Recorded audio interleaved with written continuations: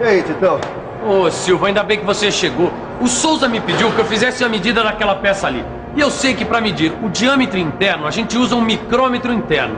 Só que eu não sei nem começar. Para medir as partes internas de peças, a gente usa o micrômetro interno. Muito bem, nós vamos dar uma olhada neles, ver os tipos, vamos fazer a leitura. E você em casa, ficou interessado em conhecer isso? Pois bem, então preste bastante atenção, porque esse vai ser o assunto da nossa teleaula de hoje. Na teleaula de hoje você vai conhecer os tipos e usos dos micrômetros internos e vai aprender como fazer a leitura desses instrumentos. Muito bem, a gente só estava esperando você se aprontar. Tudo pronto aí? Pois então fique ligado que a nossa teleaula de hoje já está começando, hein?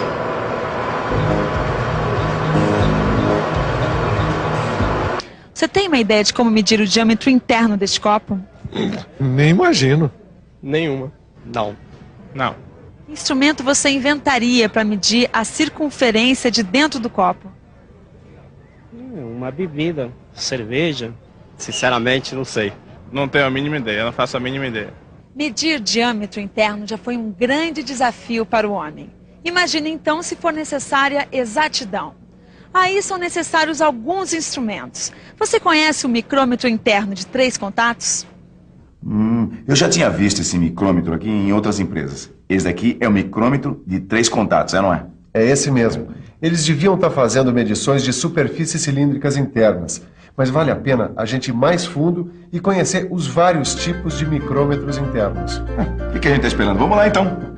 Existem 2 tipos de micrômetros internos. Micrômetros internos de 3 contatos e micrômetro interno de 2 contatos. O micrômetro interno de 3 contatos, ele pode ter pontas fixas, como estas aqui, ou pontas intercambiáveis, que podem ser trocadas de acordo com o que se quer medir. E o micrômetro de 2 contatos pode ser do tipo tubular ou tipo paquímetro. Olha aqui, Caio. Esse aqui é o micrômetro interno de 3 contatos. A gente só usa esse tipo de micrômetro em peças como essa aqui, com superfícies cilíndricas internas. Esse tipo de micrômetro, ele dá uma leitura rápida, direta e exata. Peraí, deixa eu ver se eu entendi. Eu vou girando aqui e as 3 pontas vão se abrindo até encostarem na superfície da peça. Aí eu faço a leitura. Agora, como é que ele funciona, isso eu não sei. É que as 3 pontas, elas vão se abrindo, mantendo um ângulo entre si de 120 graus, formando um triângulo com os 3 lados iguais. Esse tipo de micrômetro, a gente diz que ele é autocentrante, porque ele se posiciona sozinho no centro do furo. Daí as pessoas que bolaram esse micrômetro fizeram uma relação entre o quanto as pontas se abrem e qual o tamanho do diâmetro interno, que é o valor que a gente lê. Ô Silva, eu tô com esse monte de peças aqui, todas com superfície cilíndrica interna. E eu tô com esse micrômetro aqui, ó, o de 3 pontas de contato. Só que eu não consigo medir nada. Titão, em muitos casos, o princípio da medição pode ser o mesmo. Só vai ter que haver uma adaptação na ponta do micrômetro, em função das características das peças, entendeu? Então como é que a gente resolve isso? Em alguns micrômetros a gente pode trocar a ponta. São os chamados micrômetros internos de 3 contatos com pontas intercambiáveis, como esse aqui. A gente troca a ponta conforme a necessidade, conforme o caso. Bom, e qual dessas pontas serve para medir o quê? Por exemplo, esta ponta aqui serve para medir peças desse tipo aqui, olha. Dá para ver? Ela tem o furo roscado. Certo. Tá? Estas outras pontas aqui já foram adaptadas para medir peças como essa aqui, que tem um canal sem saída, tá vendo? Aqui dentro. E assim a gente pode contar com vários tipos de ponta na hora da medição. Como é bem bolado isso, hein, Silva? Mas como é que eu faço a leitura nesse micrômetro? Muito bem, vamos lá. Vamos ver como é que se faz a leitura de um micrômetro de 3 contatos. Você lembra como a gente calculou a resolução do micrômetro externo? Resolução você lembra, né, Gregório? É a medida que corresponde ao menor deslocamento do fuso. Bom, eu lembro mais ou menos. Eu lembro que a gente pegava o passo da rosca e dividia em partes menores e iguais. O tambor, a gente pegava o passo do fuso micrométrico e dividia esse valor pelo número de divisões do tambor. Nesse caso aqui, o passo do fuso é igual a 0,5 milímetros e o número de divisões do tambor é igual a 100. 5 décimos de milímetro dividido por 100 igual a 5 milésimos de milímetro. Então, na bainha, eu leio os milímetros e os meio milímetros. E no tambor, eu leio os décimos, os centésimos e os milésimos de milímetro. Levando em consideração que a resolução desse micrômetro é de 5 milésimos de milímetro, a gente pode medir até essa resolução. Bom, a prosa tá boa, mas chega de papo e vamos praticar. Bom, Caio, a leitura é bastante parecida com a do micrômetro externo. Só que a escala da bainha está no sentido contrário aqui, Sofia.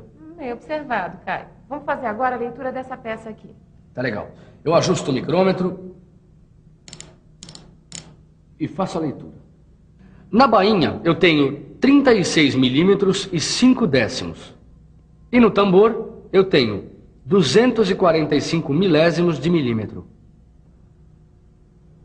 Já tá craque, né, Caio? Agora é só somar. 36 milímetros e 5 décimos, mais 245 milésimos de milímetro é igual a 36 milímetros 745 milésimos. E agora presta atenção aqui, Caio. Quando a gente vai abrindo ou fechando o micrômetro, você sente que tem uma hora que ele para.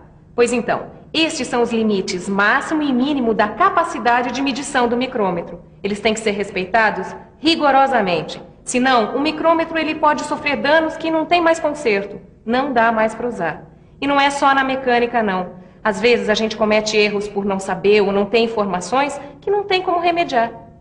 Que tipo de erro que você já cometeu e que depois não teve mais remédio? Erro. Casar. Sair do emprego. A traição. Perder tudo que eu tinha feito e atrasou todo o serviço, não teve remédio. Tive que começar tudo de novo e se desculpando com a chefia, né? Até hoje eu tô me desculpando com ela. Às vezes, ficar mais atento é o melhor remédio para não se arrepender depois. Pedir conselhos, se informar, perguntar, ler o manual do aparelho, se preparar antes de fazer algumas coisas pode evitar perdas importantes e grandes dores de cabeça. Pronto, quebrou, agora quebrou. Não tá quebrado não, seu Tito. Como não, Silva? Cadê as pontas? Alguém passou aqui e quebrou esse Eu acho que esse micrômetro é diferente mesmo. Desculpa, Silva, pode continuar a sua explicação. Muito bem. O micrômetro de 3 contatos a gente já conhece. Agora, Tito, você já viu um micrômetro tubular ou tipo paquímetro? Não, eu acho que não. Pois muito bem, então nós vamos conhecer. Eles são os tipos de micrômetros internos de 2 contatos. Esse aqui é o micrômetro tubular. A medida é a distância entre as duas pontas. E conforme eu vou girando, ele vai aumentando ou diminuindo. Ele é usado nas medições acima de 30 milímetros. E este aqui é o micrômetro tipo paquímetro. O tubular tem esses alongadores para poder fazer medidas maiores. Existem alongadores de 25 a 2.000 milímetros. Esses alongadores podem ser acoplados uns nos outros. Para cada alongador que eu coloco, existe uma variação de 25 milímetros.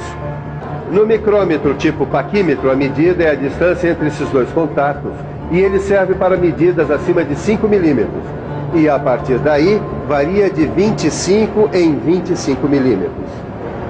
Ananias, sabe o que é? Eu não entendi que situações a gente deve usar o micrômetro tubular. Porque, no meu modo de ver, o micrômetro de 3 contatos dá conta de tudo. Você tem razão, Gregório. O micrômetro de 3 contatos ele é muito versátil e dá para usar ele na maior parte das situações. Mas existem algumas em que o micrômetro tubular é mais indicado. Para medir, por exemplo, esse diâmetro interno aqui, ó. Mas eu tô vendo que você fica mexendo até encaixar e achar uma posição. Existe uma posição certa de medição? Tem, sim. Ele tem que estar bem centralizado. Existem várias posições em que você consegue encaixar o micrômetro. Só que cada uma delas vai te dar uma medida diferente. E aí como é que fica? Mas nesse caso aqui é melhor a gente olhar isso aqui mais de perto. Preste atenção e fique por dentro.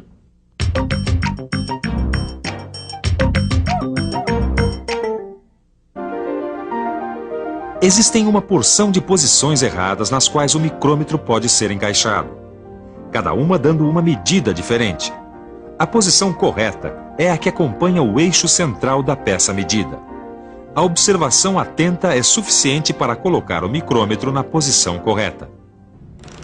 Ah, Sofia, é igual ao paquímetro, só que a leitura é feita aqui na bainha e no tambor. A leitura, tanto no micrômetro tipo paquímetro quanto no micrômetro tubular, é igual dos micrômetros externos, que a gente já viu. Tá, e para calibrar esses micrômetros, como é que faz?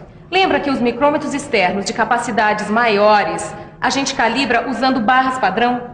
Nos micrômetros internos, a gente usa algo parecido. São os anéis de referência. Eles já têm uma medida previamente conhecida e correta. A gente faz a medida neles e vê se o instrumento está calibrado. Olha aqui.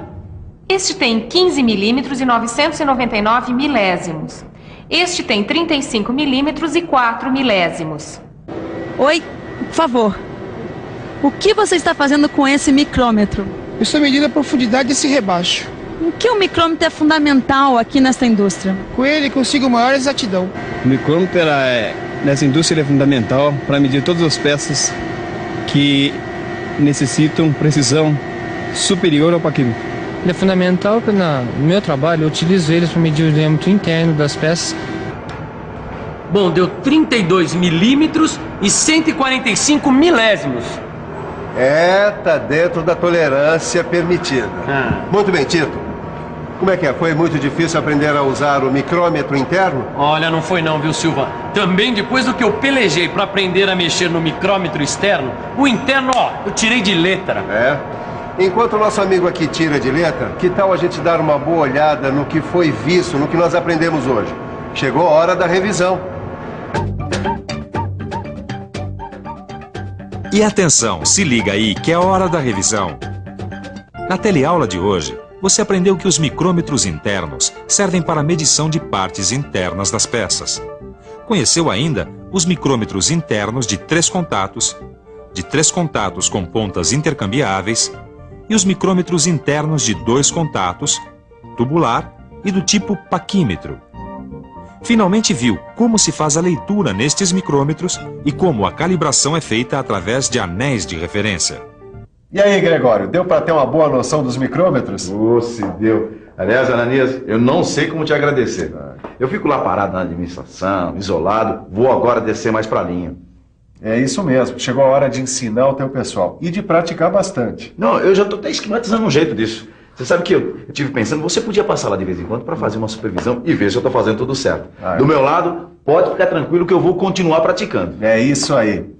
E você também pode praticar no seu livro de estudos resolvendo os exercícios. As respostas estão no final do livro, na chave de respostas. Bom, hoje a gente encerrou uma série de aulas sobre o micrômetro. Na próxima teleaula, nós vamos estudar os blocos padrão. Bons estudos! Tchau! Tchau!